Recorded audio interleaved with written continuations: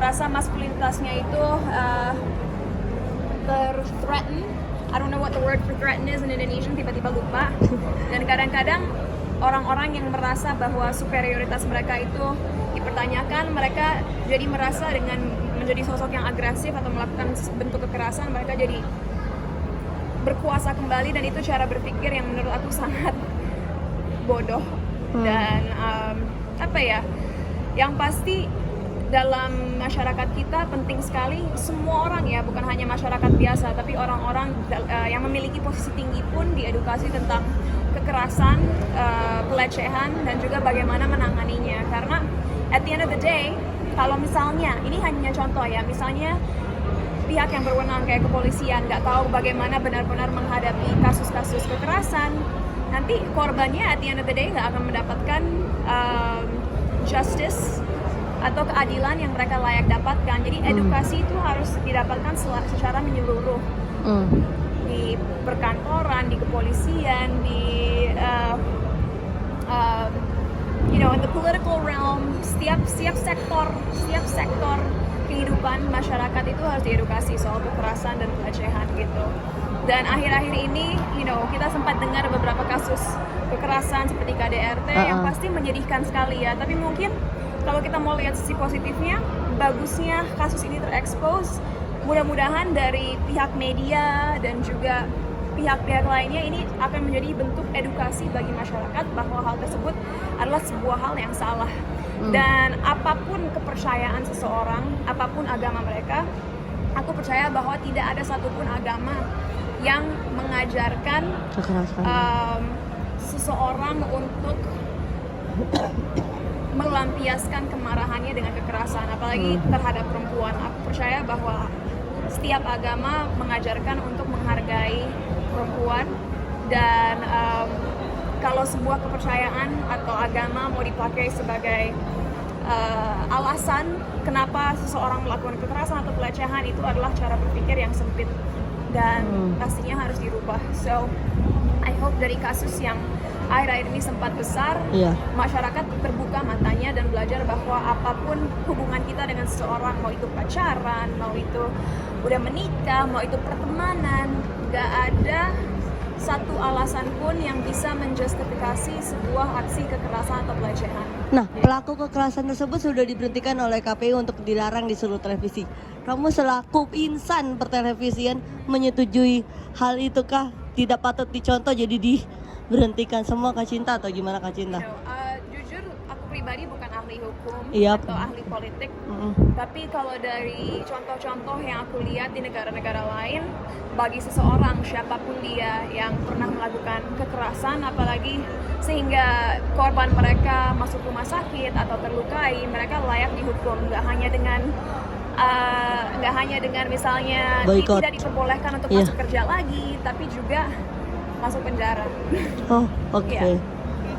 Kita sendiri punya ini nggak sih, namanya tips kalau misalkan jika dia pasangan tidak gampang selingkuh? Oke, aku jawab satu lagi, aku mau bilang sebelum aku jawab itu. Iya Kak.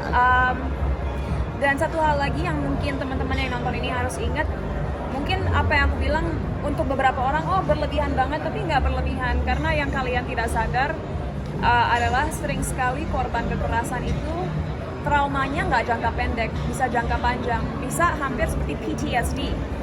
Orang yang perang, yang lihat darah sedikit langsung teringat memori-memori pahit dan sulit, dan itu bisa berdampak kepada confidence mereka, produktivitas mereka, dan bahkan bagaimana mereka memperlakukan orang-orang lain di sekitar mereka. Jadi jangan berpikir bahwa jadi korban kekerasan ke rumah sakit juga sehat lagi kok.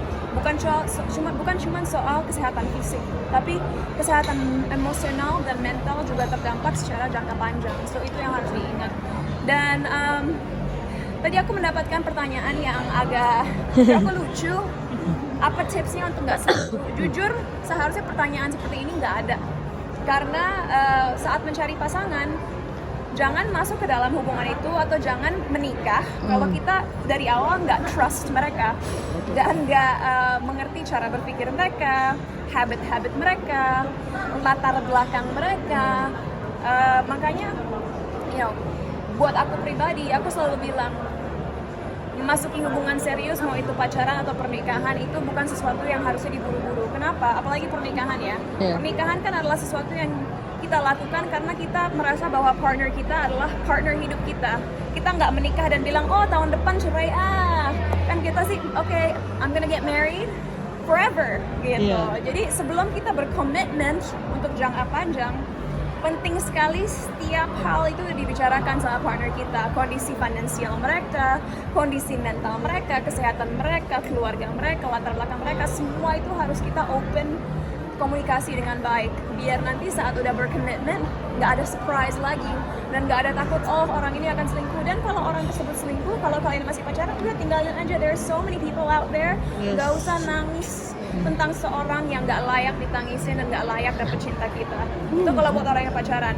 Kalau buat orang yang menikah, walaupun aku nggak tahu rasanya menikah, all I can say is aku ngerti bahwa orang dalam pernikahan kadang-kadang merasa, oh nanti anak gimana, nanti keluarga gimana, dan aku nggak bisa memberitahu kepada kalian apa yang kalian harus lakukan. Tapi lagi-lagi banyak faktor yang harus dipikirkan.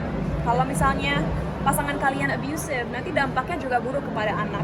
Mental mereka terdampak, emosi mereka terdampak, dan mereka saat tumbuh besar mungkin akan jadi orang dewasa yang nggak bisa menjadi versi terbaik dari diri mereka sendiri. So that's one problem.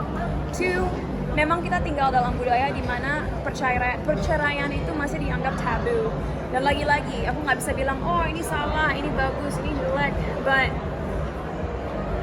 aku pribadi selalu menyarankan kalau kita